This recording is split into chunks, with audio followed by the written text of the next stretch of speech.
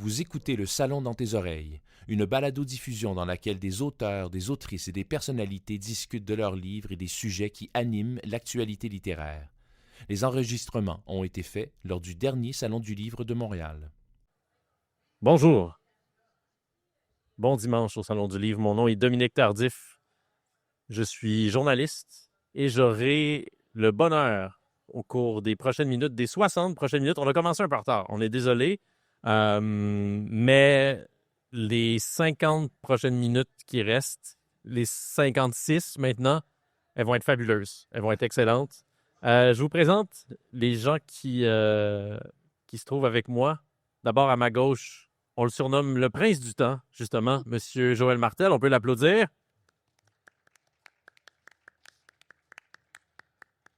Je vous présente aussi Alex Vien. On peut l'applaudir. J'ai pas de surnom encore. J'aurais dû dire que le livre de Joël Martel s'intitule « Le chien ne meurt pas à la fin ». C'est de ça dont on va parler, notamment le livre d'Alex s'intitule « Combustion libre ». Et au bout, là-bas, il n'est pas dans l'ombre, il sourit, il est magnifique, comme d'habitude. Monsieur Ghislain Tachereau, on l'applaudit. Salut, bonjour. Qui nous présente Québec 70, la pop culture pour les irréductibles nostalgiques des tourne-disques, des pantalons pattes d'éléphant et de Symphorien. C'est quand même un programme chargé, tout ça, Ghislain? Ça se marie bien, je trouve. Ça se marie bien, tout à fait. On peut regarder Symphorien en écoutant de la musique sur un tourne-disque en portant des pantalons pattes d'éléphant. Exactement. Pour vivre l'expérience complète. Avec le symbole de Peace and Love dans le bas, par exemple. Oui, c'est ça. Bon, mais je vais relire le livre que tu as coécrit avec Tristan Demers. Je vais peut-être le préciser. Je vais le relire en portant des pantalons pattes d'éléphant. Dès que je rentre chez moi, c'est la première chose. Est-ce qu'il y a des gens qui portent des pantalons pattes d'éléphant présentement? Est-ce que vous en avez vu aujourd'hui au Salon du Livre? Monsieur ici. Félicitations, bravo. On est ici pour parler le thème de cette table ronde, mais c'est une table qui n'est pas vraiment ronde. C'est une table rectangulaire. Vous êtes d'accord avec moi? Absolument. C'est pas moi qui est fou. C'est pop culture, people et paroisse intérieure. On va explorer ces trois thèmes-là ensemble. Je pensais que c'était paroi intérieure. Moi. Paroi intérieure. Il y a un chirurgien qui va venir nous ouvrir vers la fin, puis ça va être projeté sur un écran. Il y a un écran derrière ce panneau. Donc, c'est paroisse intérieure. Mais avant qu'on plonge dans ces trois thèmes-là, j'ai envie, pour qu'on apprenne à bien se connaître, j'ai envie de vous demander comment vous êtes arrivé à l'écriture, parce que vous avez chacun des parcours singuliers, disons ça comme ça. Je commencerai peut-être par Ghislain, par le doyen de cette table pas ronde. À l'écriture tout court? Ben, c'est-à-dire à la littérature, parce que évidemment que tu écrivais pour la télé avant d'écrire le livre. Oui, ben en fait, moi, je suis le 11e de 11 enfants, puis il n'y avait pas de livre chez nous. Il n'y avait aucun livre, sauf un dictionnaire. Et ma mère nous a appris à écrire et à lire avant de rentrer en première année. Ce qui fait que j'ai commencé dès que j'étais à l'école puis que je voyais quelque chose que je pouvais lire, ben je lisais, puis je suis devenu boulimique un peu de lecture. Puis on dirait que plus tu lis, je sais pas, plus ça te donne le goût d'écrire, ou en tout cas, peut-être pas pour tout le monde, mais moi, c'est ce que ça a provoqué. Et je me suis mis à écrire de la littérature absurde à l'âge de 13-14 ans. 13-14 ans? Oui. Avec un de mes chums, on écrivait des textes qui étaient syntaxiquement corrects, mais qui ne voulaient rien dire, comme, mettons, la dactylo de papier s'ébouillante en un geste soupçonneux d'éprouvette. Tu sais, puis on c'est presque de la poésie surréaliste. Ah oui, c'est vraiment... On avait du fun. On dirait que j'ai tellement déconstruit le langage qu'après ça, j'ai eu plus de facilité à le construire. Puis comment est-ce que tu es arrivé à la littérature? Est-ce que c'est parce que tu en avais soupé du monde de la télé? Un peu, parce que ce qui est arrivé, c'est que la télé, c'est un carcan. En tout cas, j'explique souvent que tu as des contraintes de budget, tu as des contraintes de temps, donc ça forme un carcan dans lequel tu es obligé de te débattre. Puis quand j'ai écrit le premier tome de l'Inspecteur Specteur, je me suis dit, hey, je veux la liberté. Alors, j'ai inventé la ville où ça se passe, j'ai inventé le pays où ça se passe, j'ai inventé l'histoire du pays où ça se passe. Puis je me suis dit, si j'ai besoin d'un cul-de-sac, là, je vais écrire cette rue-là, c'est un cul-de-sac, puis ça finit. J'ai pas besoin de respecter l'environnement d'une ville. Puis là, j'ai goûté à une liberté que je ne soupçonnais pas aussi grande, aussi riche. Et ça a donné les 3 tomes de l'Inspecteur Specteur avec, au milieu de la ville que j'ai inventé, il y a un nain de 200 mètres de haut Dans son cœur, il y a un hôpital. Dans ses yeux, il y a des cinémas. Il y a des... Des belles parois intérieures. Oui, c'est ça. Il y a des belles parois intérieures. Fait que j'ai trouvé ça tellement jouissif de pouvoir aller au bout de mon imaginaire sans avoir un producteur qui me dise non, on n'a pas de budget pour ça, on n'a pas de budget, que ça m'a donné le goût de continuer à écrire. On est content que tu aies continué à écrire, Ghislain. Alex, je vais lire les 2 dernières phrases de ta notice, de tes remerciements, en fait, dans ton plus récent roman. Quand j'étais jeune, je ne rêvais pas d'un travail, je rêvais d'écrire et maintenant, c'est mon métier. Comment est-ce que c'est devenu ton métier, l'écriture? Ben, l'écriture, c'est dur d'y arriver, j'avais l'impression, parce que j'ai pas un parcours classique, justement, de maîtrise en littérature, puis d'écrire le stock pour un premier roman dans le cadre de mes études. Je suis arrivée à l'écriture un peu en pensant que ça pouvait pas être un travail, en fait. Puis tout ce que j'entendais, c'est à quel point ça payait pas, la littérature. Puis... C'est pas exactement faux. Non, c'est ça. J'écoute, je le vis encore, là, mais c'est mon père qui m'avait montré La Nuit de la Poésie 70 sur cassette à un moment donné. Puis juste de voir Michel Lalonde, comme à ce moment-là, ça m'a montré, OK, la littérature, tu peux être une rockstar, comme des mots, puis ça peut s'incarner comme sur scène, dans la parole, puis verbalement, puis tout ça. Puis il y a quelque chose là-dedans que je trouvais vraiment comme... je sais pas, inspirant. J'ai toujours eu des ambitions de rockstar ratées. Fait que c'était comme ma manière un peu d'investir ça. Puis j'ai commencé à écrire des poèmes, puis tout ça. Puis j'ai dû arrêter mes études assez rapidement parce que j'avais pas les sous. Personne dans ma famille était à l'université. Je savais même pas qu'on pouvait faire ça, s'endetter pour aller à l'école, tu sais. Personne m'avait expliqué les bienfaits, quoique un peu empoisonné, de l'aide financière aux études. Mais Pour repayer, effectivement. Exact. Puis c'est pas tout le temps de l'argent donné non plus. Fait que, mais c'est en écrivant, en prenant le risque financier aussi d'écrire mon premier livre. Tu sais, j'ai passé 1 an sur le chômage, puis je me suis dit, ben, j'ai jamais eu ce luxe-là de ne pas travailler pendant aussi longtemps. Fait que j'ai abouti mon premier roman, qui est Les Pénitences.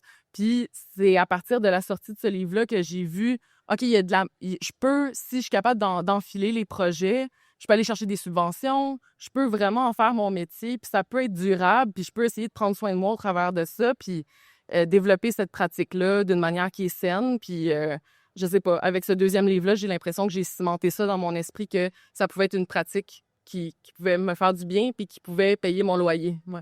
L'impression que ton personnage de Léo dans Combustion libre a que la littérature, c'est quelque chose qui ne peut pas lui appartenir, qui appartient qu'aux autres. Ouais. Tu l'as vécu? Oui, ben je veux dire, j'étais entourée d'amis avec qui j'avais des affinités artistiques, créatives, avec qui on faisait des projets, mais c'était toutes des personnes à qui papa, maman payaient les études, tu sais, puis moi, je ne voyais pas comme des gens de mon milieu avoir accès au luxe de créer, puis de pouvoir faire quelque chose d'aussi incertain financièrement que, justement, la création, les arts visuels ou toutes ces affaires-là, puis j'avais pas d'exemple autour de moi des gens qui faisaient ça, comme qui étaient capables de faire de la littérature leur métier. Fait que je vis encore le rêve, justement, d'avoir trouvé la manière de... Je sais pas, j'ai l'impression de fourrer le système chaque fois là, que je suis capable de payer mon loyer avec des subventions, puis d'écrire des livres, de tenir ma promesse, de l'écrire, puis tout ça. Fait que c'est la partie création, la partie... On a une démarche artistique, mais le matériel puis le financier, pour moi, est très intrinsèque à ma capacité de créer aussi, tu sais. Puis je me mets à la disposition de qui que ce soit qui n'a pas eu un parcours typique, qui se demande comment arriver là.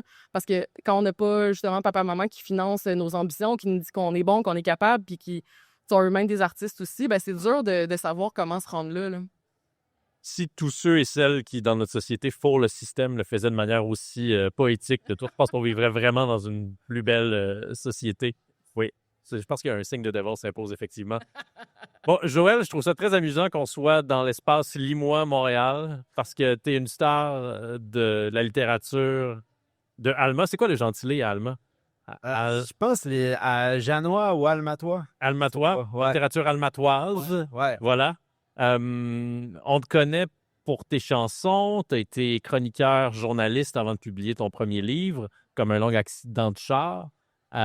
Comment est-ce que tu es arrivé à la publication d'un premier livre que plusieurs personnes te réclamaient depuis plusieurs années, moi inclus? Je dirais que Robert, pas Robert, mais Hakim Gagnon. Robert Gagnon et Hakim Gagnon sont 2 personnes différentes. Je pensais à Robert Hakim, qui est une personnalité de ma région. Mais c'est Hakim Gagnon, ouais, qui... il m'écrivait à l'occasion pour... je sais pas pourquoi, en fait, qui s'est mis à me dire ça, mais il voulait que j'écrive. Parce que peut-être qu'il a entendu parler, ou je sais pas. Puis, je me rappelle, j'avais encore le message dans mon téléphone, là. Un jour, il venait de sortir son deuxième roman. Ben, ça faisait quelques mois. Puis il m'a envoyé un long message vocal, ce qui m'expliquait tout Il y ce a des messages vocaux. Ouais, bien sûr, vraiment, là. Puis tout ce qu'il avait vécu avec la sortie de son deuxième livre. Tu sais, genre les entrevues, les prix, tu sais, plein d'affaires. Puis là, il me disait, tu sais, Joël, c'est tout ça que tu vas vivre quand tu vas sortir ton livre. Puis là, quand il m'avait envoyé ce message-là, je me souviens, tu sais, je m'étais comme senti challengé, là, tu sais, je m'étais dit, c'est qui reçoit des messages de même dans la vie, tu sais? Je pense pas qu'Hakim en envoie à tout le monde. Fait que quelques semaines après, j'ai eu le flash de ce que je pouvais raconter. Parce que ça faisait longtemps que je me disais, tu sais, ça serait cool de parler de le côté un peu... ça me fascinait parce que mon père, il avait failli mourir plein de fois. Fait que je me disais, ce serait drôle. Mais ça serait plate en même temps, tu sais, parce que qu'est-ce que les gens en ont à foutre, tu sais, que je parle de mon père, tu sais. Puis, à un moment donné, je me suis dit, ben, je pourrais parler de tout le monde que je connais qui sont morts aussi. Puis là, moi, dans ma tête, je trouvais que c'était vraiment une bonne idée. C'est un pitch un peu étonnant, mais ça a donné un bon livre, en tout cas. Fait que là, je l'ai écrit, puis ben, c'est ça. Puis là, j'ai écrit en 4 jours, genre. 4 jours? Ouais, ben, tu sais, il y a eu de la réécriture, là, mais ouais. Puis après ça, j'ai envoyé ça, j'ai dit ça à Kim. Puis là, il m'a dit non. Il dit, je veux pas voir ça, envoie-le à un éditeur, puis je veux le lire quand il va être imprimé. Puis voilà, c'est ça que c'est comme ça. C'était. C'est comme ça que tu es devenu une superstar de la littérature. C'était-tu la semaine des 4 jeudis? Ouais, c'est pour ça que ça a pris 4 jours. Ça aurait été une semaine normale, ça aurait pris une journée. Puis, est-ce qu'il avait raison, Hakim? Qu'est-ce que ça fait vivre que de publier un livre qui a du succès comme les tiens en connaissent? Ben, c'est bizarre parce que, ben, probablement, ça, le succès, je sais pas, tu sais, parce que chez nous, il y en a pas, là. Tu sais, je veux dire, il y a ma blonde, elle a pas changé, mon chien, mon fils, mon quartier. Ils traitent pas différemment. Non, c'est ça, tu sais, puis... Ben, dans les salons du livre, j'imagine que tu rencontres des gens qui eux sont heureux. Quand je vais signer, ouais, tu sais, là, je m'en rends compte qu'il s'est passé quelque chose. Mais après ça, je repars chez nous, puis je suis comme go, là, tu sais, là, c'est correct, là, c'est fini. Mais, ouais, je sais pas de qu'est-ce que je parlais. Ben, je vais tendre la parole à Ghislain. Toi, tu fais le circuit des salons du livre partout au Québec depuis quelques années. Ouais. Déjà. Est-ce que tu peux nous parler de cette relation-là que tu tisses avec les lecteurs et les lectrices? Oui, ben, je trouve ça très, très riche. C'est sûr que j'ai souvent au moins de 10 à 12 personnes par salon qui vont me dire hein, je savais même pas que vous écriviez, mais j'ai Tachereau, puis j'ai publié mon 14e roman cette année. Puis c'était en quelle année le premier volume de l'Inspecteur Spectacle? 98. 98. 98. Puis là, ben, j'ai été 12 années sans publier. Puis c'est drôle par cette question-là parce que un moment donné, on a même proposé ce sujet-là de table ronde l'an passé, puis on a discuté de ça, comment on compose avec... Puis moi, je trouve ça très riche parce que, ne serait-ce que pour apprendre aux gens que j'ai écrit des romans aussi, que j'ai pas juste Bob Binette sur ma feuille de route. Les gens s'imaginent que puisque quelqu'un n'est plus à la télé, il n'existe Il n'existe plus. Ouais. Puis ce qui est drôle aussi, c'est que les gens ils vont venir me voir, ils vont dire « Hey, toi, j'aime vraiment tout ce que tu fais. » Puis là, je leur dis, lequel de mes romans vous préférez? Ils disent, ben, j'en ai jamais lu. Puis je dis, ben, comment vous pouvez aimer tout ce que je fais? Fait que, tu sais, c'est juste qu'ils sont pas capables de. Ben, ils sont pas capables. Ils ont de la peine, de la difficulté à transposer mon humour à l'écrit. Même si je leur explique qu'il fallait écrire les gags, qu'il fallait les tourner, puis tu sais, mais. Puis, tu sais, t'as un travail littéraire derrière tout ça qui est assez complexe. L'humour, là. Donc, c'est une espèce d'apprentissage. Je veux pas avoir l'air de quelqu'un qui veut faire la morale, mais on dirait que je leur apprends juste des choses de base. Puis c'est très, très sympathique. C'est toujours super sympathique. Puis je suis toujours épaté de voir à quel point on a marqué les esprits avec Taquinon puis tout ce qu'on a fait. D'ailleurs, Alex Alex t'en m'en parlait il y a parlait quand quelques je suis arrivé instants. tantôt. Mais là, je leur dis, imaginez ma folie intérieure sans contrainte de budget, sans contrainte de temps. Puis là, ils basculent, ils disent, ah oui, c'est vrai, c'est vrai. Puis je dis, vous aimez lire, vous êtes dans un salon du livre. Ah oui, c'est vrai. Donc, j'aime beaucoup cet exercice-là. Puis j'aime beaucoup retrouver mes compagnons Sénécal, Meunier, quand Meunier est là. Ouais. Ouais, c'est très trippant. Moi, je trouve ça jouissif aussi. Il y a quelque chose de sociologique et d'anthropologique que d'être autorisé à regarder le monde. Tu sais, puis j'y regarde dans les yeux, je vois des gens marcher, j'enregistre des mouvements de personnages, puis tout ça. Je trouve ça jouissif, sérieusement. Alex, ton premier roman racontait une relation, disons, c'est un huis clos, une relation compliquée, là, c'est un euphémisme entre une fille et son père. Quel genre de témoignage ça suscite chez les gens, ce livre-là? Je craignais un peu quand même que d'écrire quelque chose d'aussi personnel ou qui parlait de violence familiale, justement, ben là, mes salons du livre, ça ressemblerait juste à des séances de thérapie. Je suis pas opposée à ça complètement, je suis capable de recevoir les gens, mais honnêtement, la surprise, ça a été à quel point les gens avaient une belle pudeur et une belle retenue aussi, puis en peu de mots, ils étaient capables de me signifier à quel point ils avaient résonné avec le livre, avec ce qui était décrit comme ambiance familiale dans le livre. Puis j'ai trouvé les gens en général très, très classe. Je suis très respectueux de cet espace-là. C'est quasiment moi, en fait, qui est dans le trauma dumping, puis qui en dit toujours trop, là, que le vomi verbal.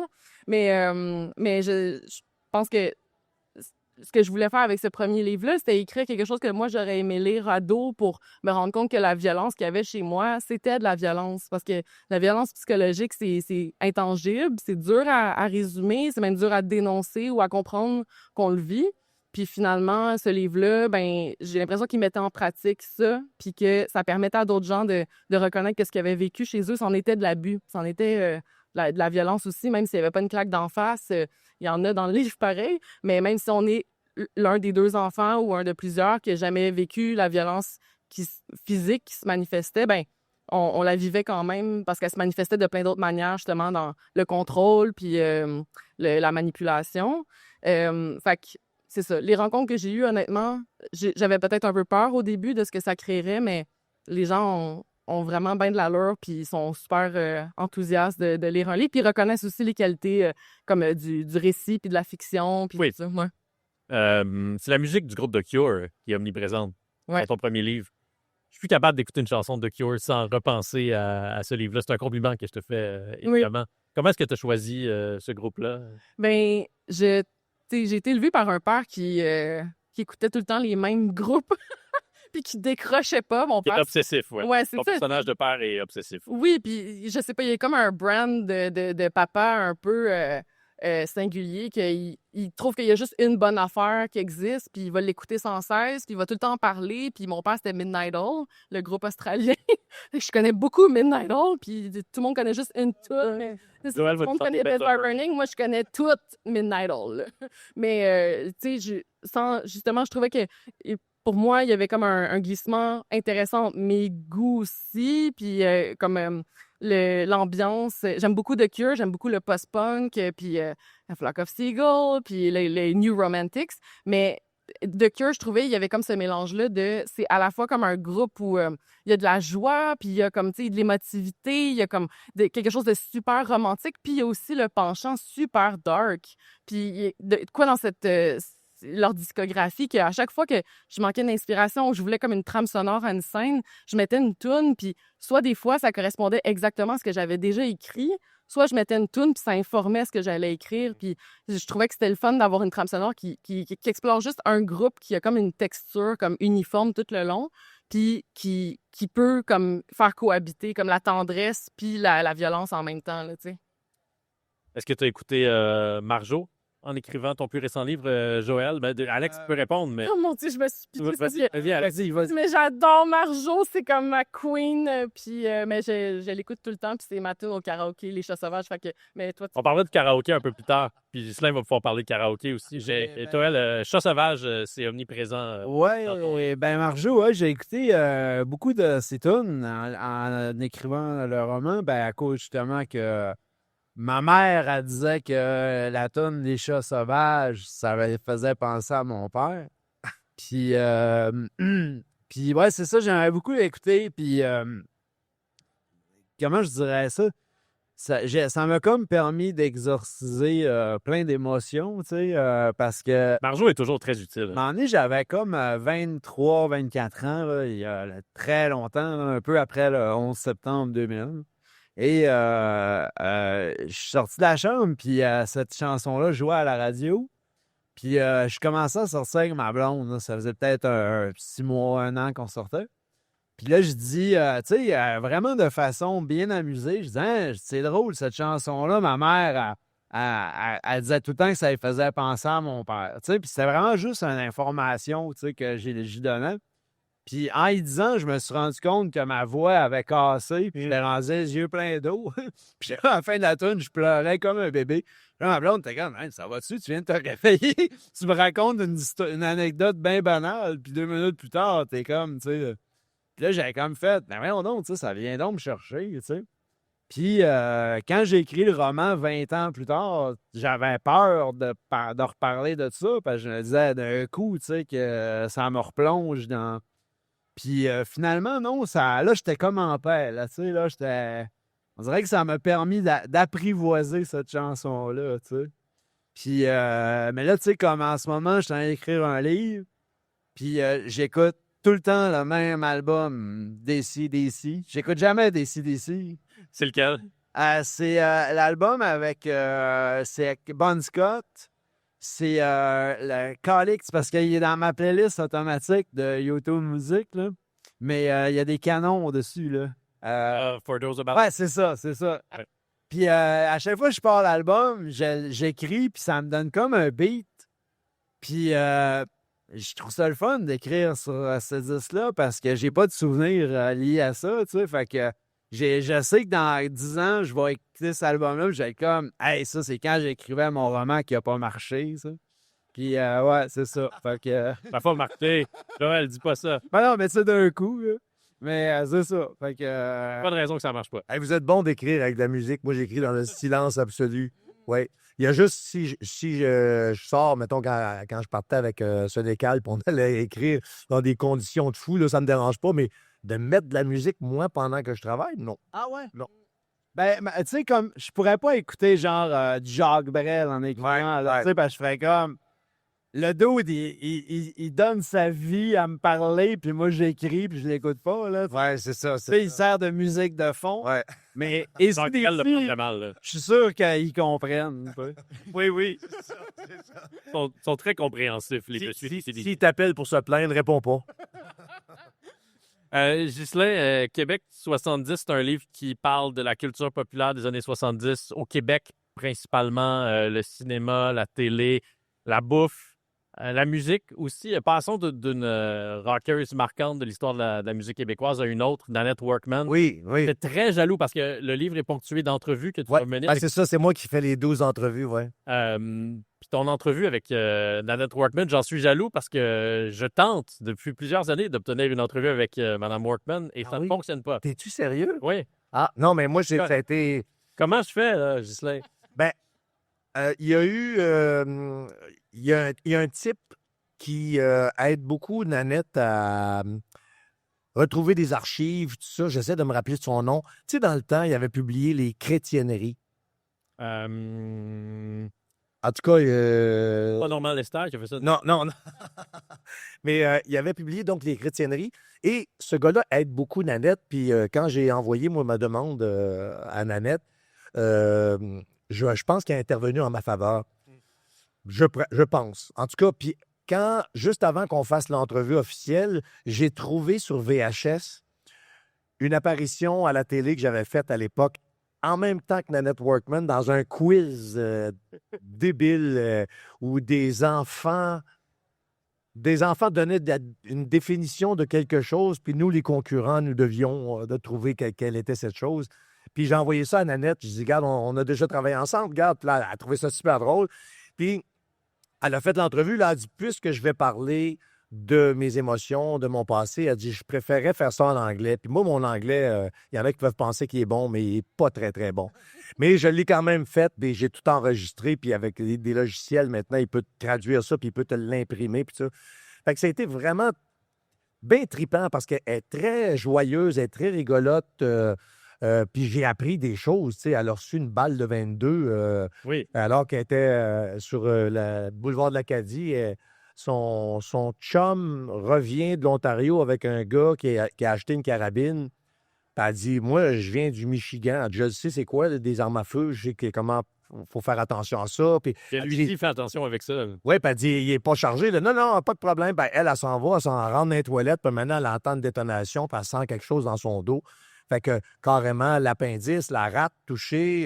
Fait que, tu sais, j'ai appris plein de choses. Puis les gens que j'ai interviewés qui ont traversé cette décennie-là, qui est une décennie d'explosion culturelle, là, ils parlent tous de leur travail puis de cette explosion-là avec une passion extraordinaire. Fait que Nanette n'a pas fait exception à la règle. Tu t'entretiens avec Michel Tremblay, Clémence Desrochers, Yvon Deschamps. Oui, Michel Forgette, Jacques Boulanger. On apprend que l'émission Allô Boubou devait d'abord être tournée dans le métro. Oui, c'est ça. C'est ahurissant. Oui, parce que le maire accepte, Drapeau. Le maire accepte. Et là, 2 jours avant qu'il fasse la première émission dans le métro, il rappelle la production puis il dit non, ça se fera pas parce que tout le monde va faire son émission dans le métro. Fait que finalement, il cherche, il contacte des centres d'achat, puis il y a juste les Galeries d'Anjou qui acceptent, les autres refusent toutes. Puis moi, je dis à Jacques Boulanger, je dis, ça aurait été un peu absurde de faire ça dans le métro parce que t'as une fille qui fait une prestation, puis le métro arrive en gare, tu sais, t'entends plus rien, là. Puis il s'en est pas caché. Le film Parlez-nous d'amour, c'est pas son coup de cœur à vie. Mais il était très confortable de dire que pour lui, c'est la pire chose, la pire affaire du cinéma québécois. Fait que c'est ça. Puis j'ai eu Yvon Deschamps qui a fait 21 spectacles en une semaine. Moi, ce qui m'a le plus amusé dans ton entrevue avec Yvon Deschamps, c'est quand il te raconte qu'il répétait pas vraiment ses Non, spectacles. c'est ça. Il allait prendre des marches avec Jean Bissonnette, son producteur, puis qu'il lui récitait comme ça. Oui, Bissonnette disait, ouais, fais-moi ton spectacle. Parce que moi, je dis, étiez-vous devant un mur? Étiez-vous devant un miroir? Non. Il dit, niaiseux de même. Il dit, je cassais 2 heures de stock en direct comme ça. Hey, c'est quelque chose. C'est la folie. C'est étonnant, effectivement. Ouais. Alex, est-ce que tu accepterais de nous lire un extrait qui parle de télé, justement? Puisqu'on parle de télé, continuons à en parler. Est-ce que je te le tends? Là, il est question de télé américaine. Yeah! Heureusement, il y a les Kardashians. Ça fait des années que je les suis, probablement depuis que les premières saisons ont été diffusées à Musique Plus. J'ai l'impression de les avoir accompagnés dans toutes les phases de leur vie. J'étais là quand Kourtney a accouché de son premier enfant en tirant elle-même d'entre ses jambes. Quand Kanye a demandé Kim en mariage sur le gazon d'un stade de baseball au son d'un orchestre, en lui offrant une bague surmontée d'un diamant impeccable, estimé à 3 millions de dollars. Quand Kendall est devenue la mannequin la mieux payée du monde, puis quand la face de Kylie a changé drastiquement, une parfaite pancarte publicitaire pour ses rouges à lèvres liquides. J'ai assisté au mariage de Chloé avec Lamar Odom, un mois après qu'elle l'ait rencontré, pour ensuite endurer sa dépendance à la drogue et prendre soin de lui pendant qu'il était dans le coma. Je l'ai vu redonner une chance à l'amour avec Tristan Thompson, annoncer qu'elle attendait son premier bébé et à 2 semaines de sa date d'accouchement prévue, apprendre qu'il l'avait trompée.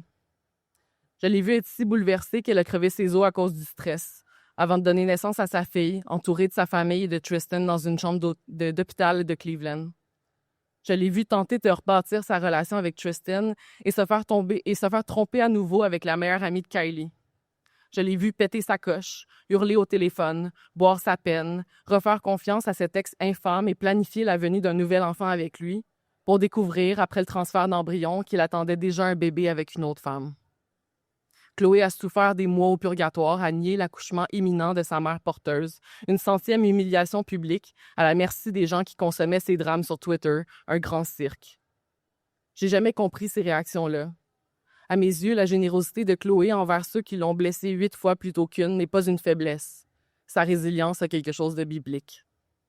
Alex, viens, on peut l'applaudir. C'est un extrait de Combustion libre. Je trouve ça très beau parce que j'avais jamais lu un texte aussi émouvant. Un texte qui prend fait et cause pour les Kardashians de manière aussi convaincante. Qu'est-ce que tu peux ajouter au sujet des Kardashians? Est-ce que tu penses que qu'on devrait... Mais il y a beaucoup de gens qui les méprisent, en fait. Mhm. Faudrait vraiment les mépriser. Ben, je sais pas si je ferais cet argument-là. Comme je pense qu'effectivement, c'est rare les endroits qu'on voit où les gens ils praisent les Kardashians ou qui leur, je sais pas, qui laissent libre cours à l'admiration envers elles.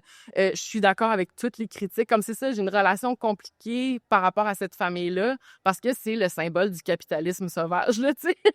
Puis je sais pas, l'espèce de faire de son corps un trend, comme quelque chose qui est une mode. Puis ça, j'ai beaucoup d'opinions comme contraires à ça. Ouais, on pourrait dire qu'elles portent les traces du capitalisme jusque dans leur corps. Oui, puis elles sont, tu sais, c'est des personnes qui sont pluguées avec les ultra-riches, qui font des parties avec Jeff Bezos. Comme moi, c'est contre tout ce en quoi je crois, mais quand même, je trouve qu'il y a quelque chose de... Pour moi, j'aime beaucoup travailler avec des symboles, puis il y a quelque chose pour moi qui est une contradiction vraiment moderne entre, justement, mon personnage Léo, qui est comme, aux prises de la crise du logement, qui est sur le bord d'une éviction, qui a pas une scène, puis qui a pas d'éducation, qui est comme pogné dans son espèce de quadrilatère d'asphalte.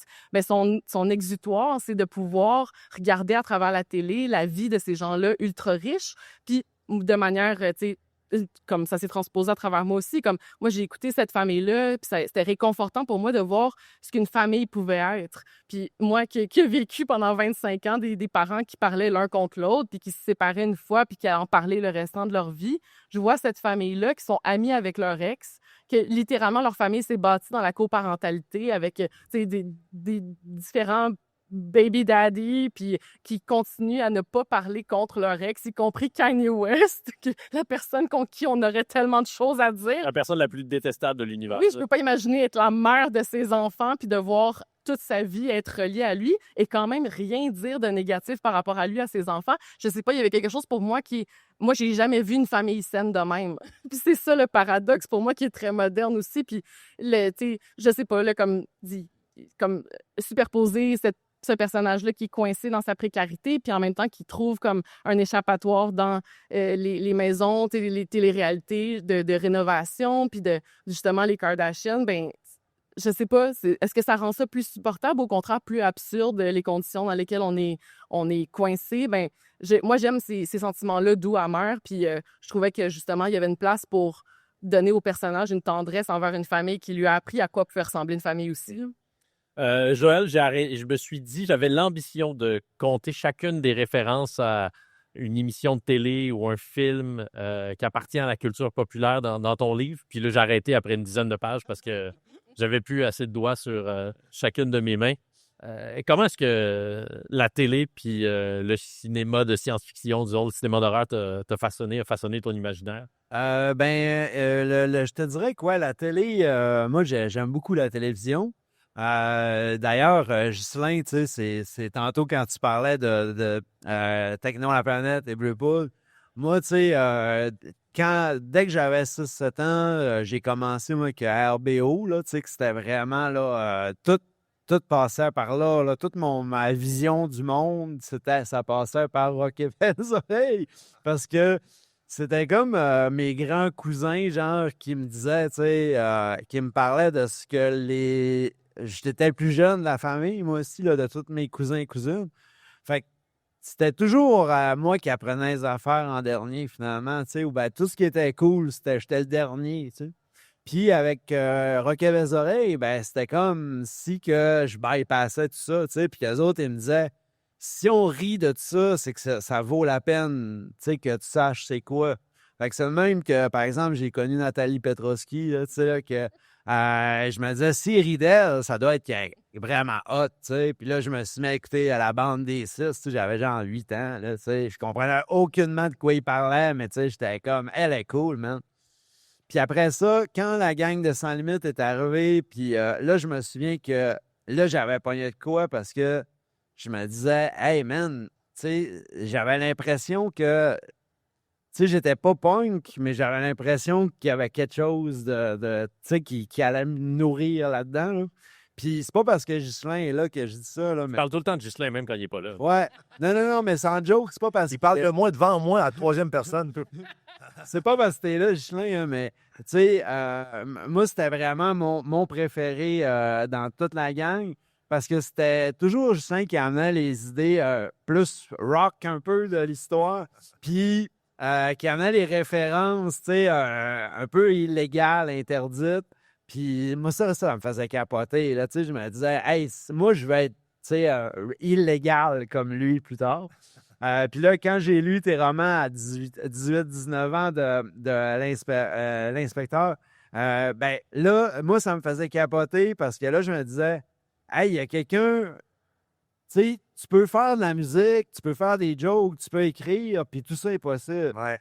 Puis moi, longtemps, ça m'a complexé jusqu'à l'université parce que j'avais l'impression de faire plein d'affaires parce que j'étais pas bon nulle part. Puis là, quand j'étais arrivé à l'université, puis là, j'ai connu du monde qui était en bac interdisciplinaire. Ben là, tu sais, je voyais bien que tu sais, c'était même c'était un enrichissement, dans le fond, de toucher à plein d'affaires.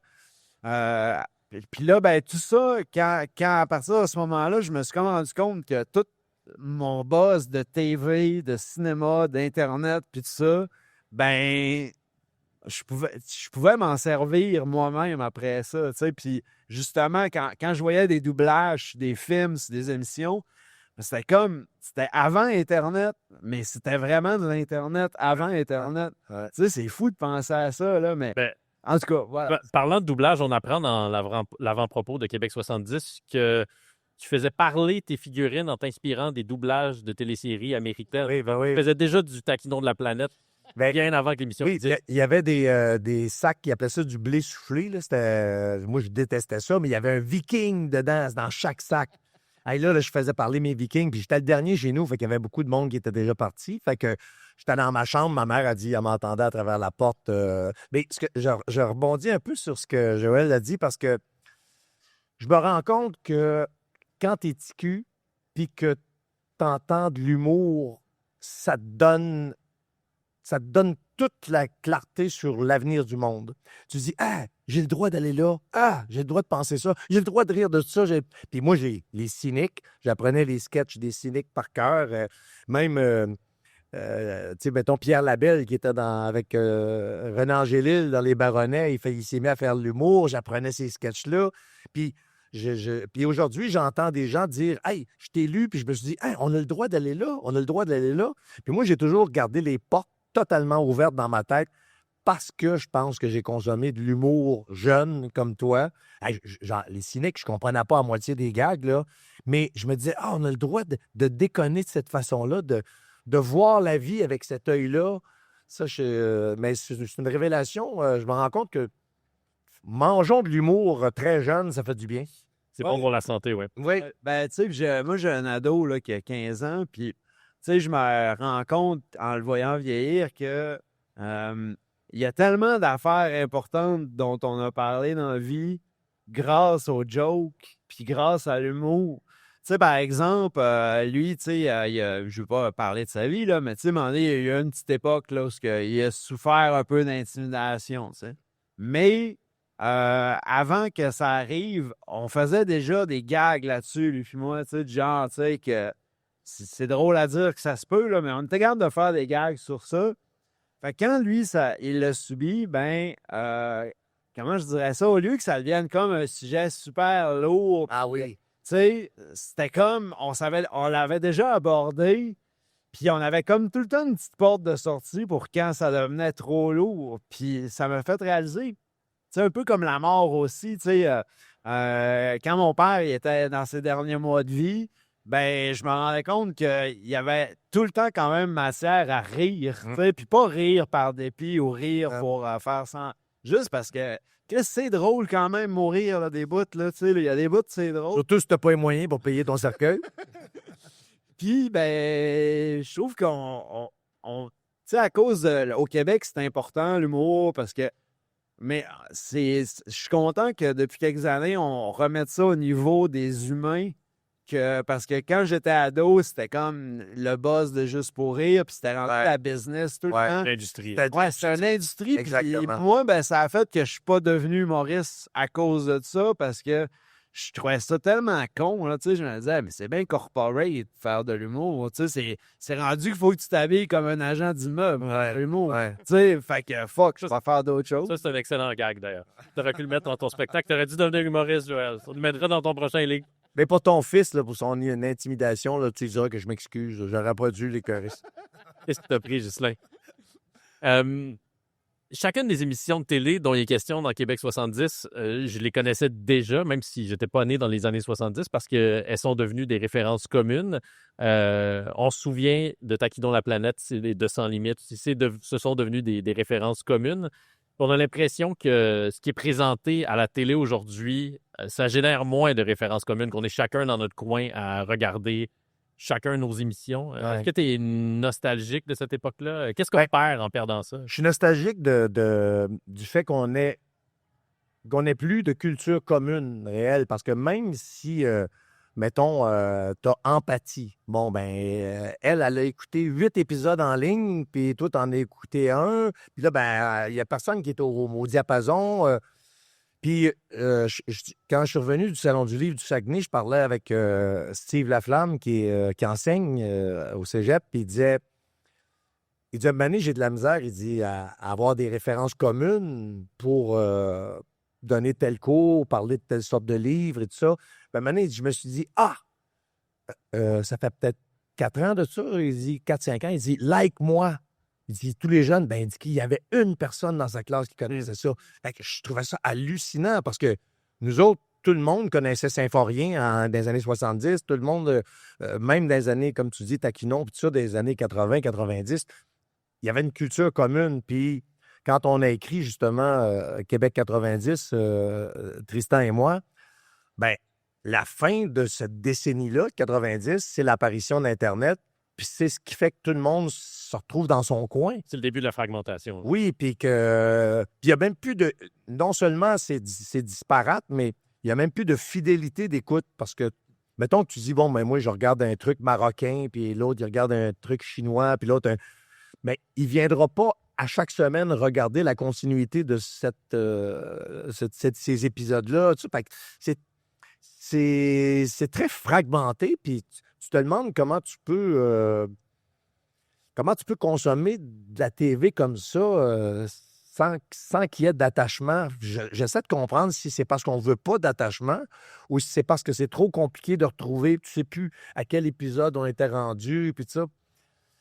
Je m'ennuie juste d'une culture commune qui soit claire, qu'on ait des références communes qui soient claires.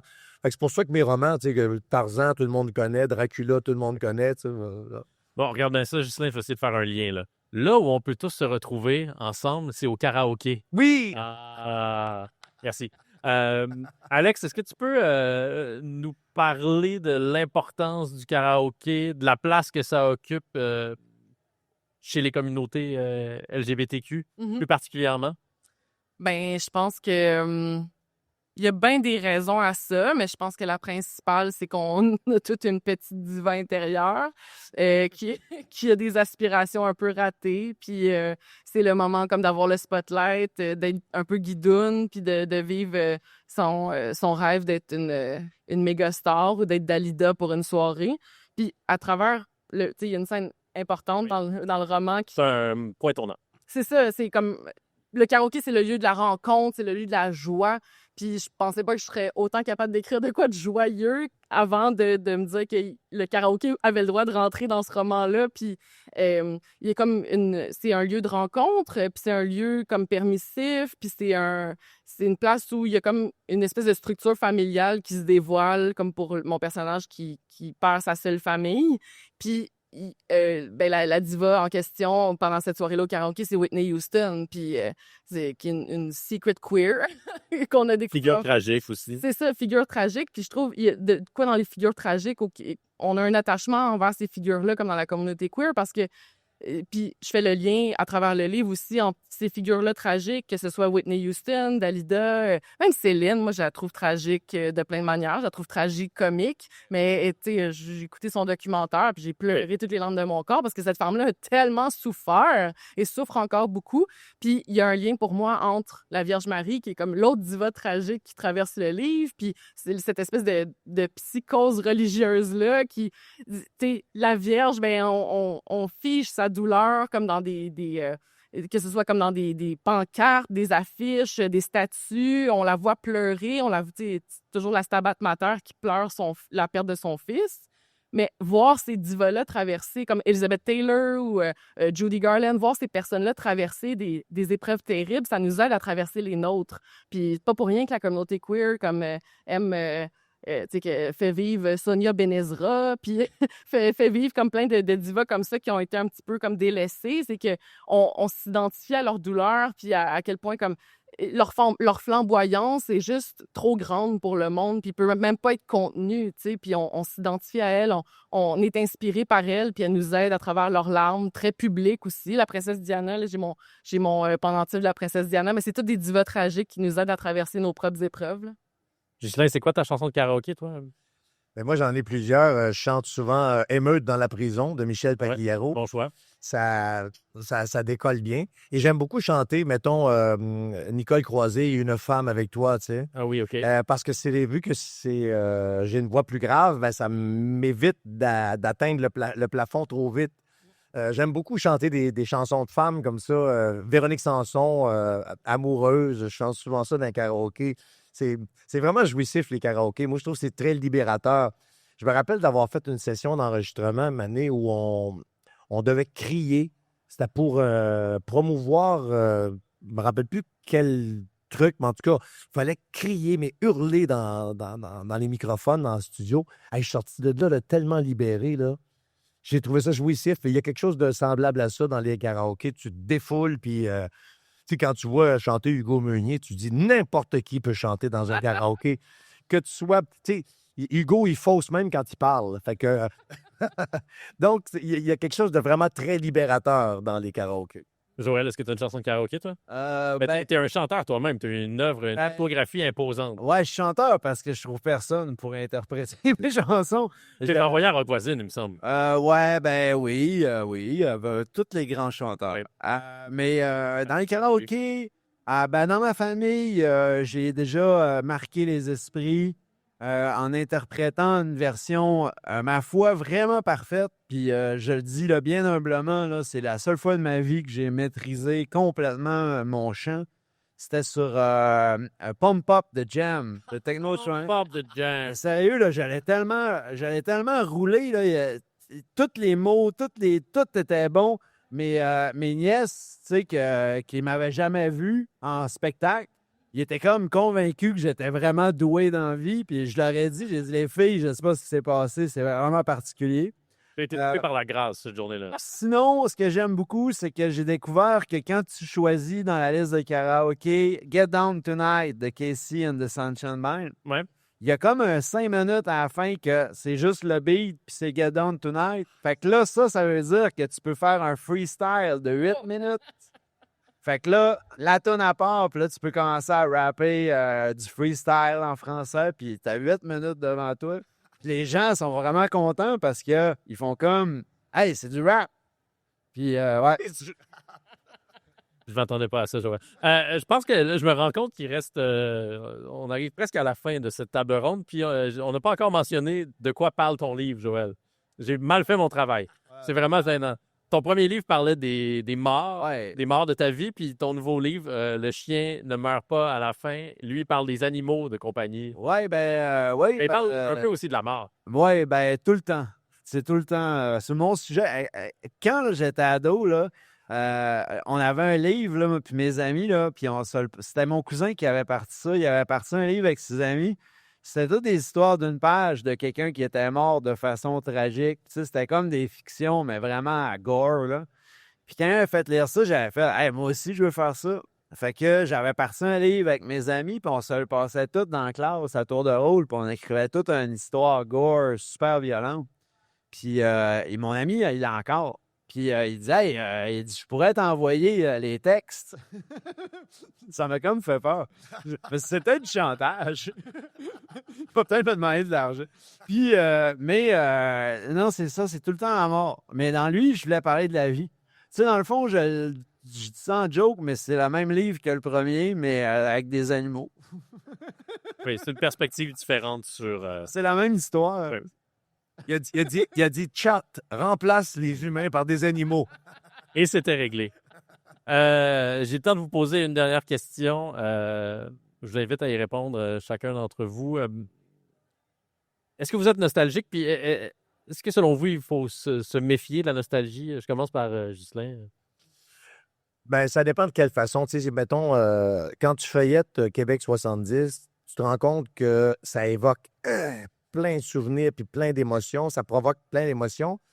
Puis aujourd'hui, tu sais, les gens, ils photographient le 2 œufs bacon le matin, le chat, l'échalote qui vient de pousser dans le jardin. Puis ça évoque pas grand-chose. Donc, je trouve que, premièrement, j'aimerais ça me rappeler de la question, mais je trouve que... Je te demandais si t'es nostalgique. Oui, c'est ça. Je trouve que c'est le fun de regarder des photos qui évoquent quelque chose.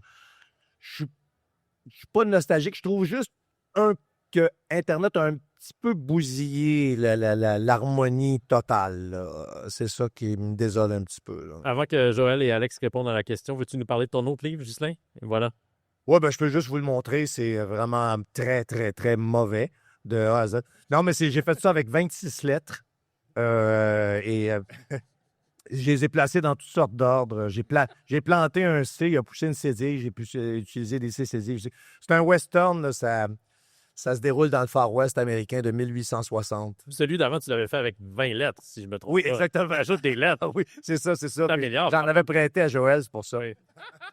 Joël, est-ce que tu es nostalgique, toi? Ouais, mais nostalgique au futur, genre. Tu sais, genre, disons, là, j'étais avec des amis, puis on fait un chin-chin. T'es déjà nostalgique. Je me dis, aïe, aïe, hein. Tu sais, puis là, je suis comme dans 20 ans, puis je fais, hey, c'était vraiment un bon moment, puis c'est déjà fini. T'es comme dans une tourne de Patrick Bruel perpétuelle. Ouais, c'est ça. Puis Sébastien, il l'a vu cet été. On te salue, bonjour. Cet été, après le lancement de mon livre, je me souviens, on était sur ma galerie, je pense. Puis en j'ai juste dit, tu sais, un jour, je vais me rappeler de ça. Puis je me suis mis à pleurer, tu sais. Puis c'était vraiment, tu sais, j'y parlais pas de grand-chose à ce moment-là, mais tu sais, c'est ça, je suis nostalgique à l'avance. Mais aujourd'hui, tu n'as pas pleuré, mais est-ce que tu vas être nostalgique de cette table ronde-là? Peut-être, je sais pas. C'était la soir quand je vais en jaser à ma blonde au téléphone, puis là, elle va me dire, tu sais, hey, c'est incroyable, tu vois-tu ce que tu vis? Puis là, je vais faire, oh, je sais. Ghislain Tachereau, mon préféré. Alex, quel rapport tu as avec la nostalgie? Mais je pense que j'ai comme un rapport où le temps est quasiment à l'envers, mais je trouve qu'il y a de quoi de vraiment inspirant avec la communauté queer, où il y a une capacité à comme être les gardiens des archives de la pop culture, tu sais, puis de les revaloriser, mais de faire des liens avec ce qui se passe en ce moment, ce qui est très actuel, ce qui est tendance, puis d'être toujours capable justement de créer des liens entre Lady Gaga puis Judy Garland, justement, là, puis de faire se connecter ces espèces de fils-là qui court-circuitent le temps. Je sais pas, je pense que n'importe qui écoute RuPaul's Drag Race est comme submergé de références, comme, surannée, là, puis de références qui dépassent même le temps de la génération qui est dans RuPaul's Drag Race, parce que RuPaul va parler des hosties de films des années 40-50, là, tu sais, puis même ça fait partie de la culture queer qu'on se réapproprie, puis ce mouvement-là de réappropriation, puis de redonner du sens, un sens nouveau à des choses, parce que, je sais pas, là, comme une espèce de soif comme ça de culture pop, puis d'aller au cinéma, puis de trouver des niches, punk aussi souvent qui nous parlent, puis qui parlent de la marginalisation comme des personnes dans cette communauté-là, qui trouvent des icônes qui est un peu perdues dans le temps. Ben, je sais pas, je trouve qu'il y a un rapport vraiment inspirant là-dedans, puis si ma nostalgie peut s'exprimer comme ça, je pense que c'est de cette manière-là que je suis nostalgique. Tu voulais qu'on parle de Sans Limites, là, c'est ce que tu as annoncé au début de la table ronde. Alex, est-ce qu'on en a assez parlé, des Bleus Poudres et de Sans Limites? Mais j'essayais d'être cool, mais moi aussi, mais Justin, c'est comme mon deuxième père, là. Moi, j'ai grandi avec Taquinon. J'étais pas supposée avoir grandi avec cette émission-là, mais mon père avait enregistré toutes les émissions sur cassette, puis avait créé nos propres archives, tu sais, de ces sketchs-là. Puis, je sais pas, moi, je veux juste valoriser aussi ce qu'on disait tantôt, comme sur l'humour, puis à quel point, comme c'est une manière d'être au monde, puis que ça nous apprend à être au monde, ou en tout cas à faire comme feu de tout bois. Ben, j'ai l'impression que ma verve ou la manière comme charismatique que j'ai héritée de ma manière de parler, mon père était une personne très, très charismatique.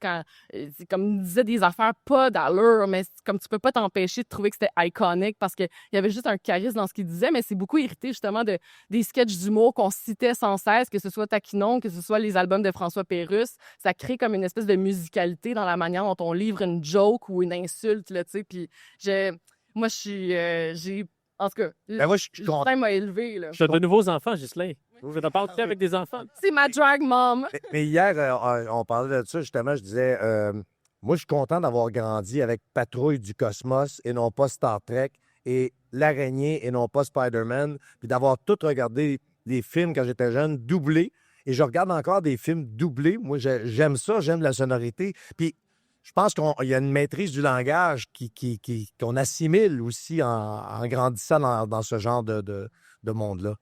Merci beaucoup, Ghislain. Ça fait plaisir. T'es notre préféré, t'es mon préféré, à moi aussi. Québec 70, tu l'as écrit avec Tristan Demers, c'est paru aux Éditions de l'Homme. On peut l'applaudir, Ghislain Tachereau. Combustion libre d'Alexien, c'est paru au Cheval d'Eau, c'est très, très beau, très émouvant. Et Le chien ne meurt pas. À la fin, c'est une promesse de Joël Martel, c'est paru à la Mèche.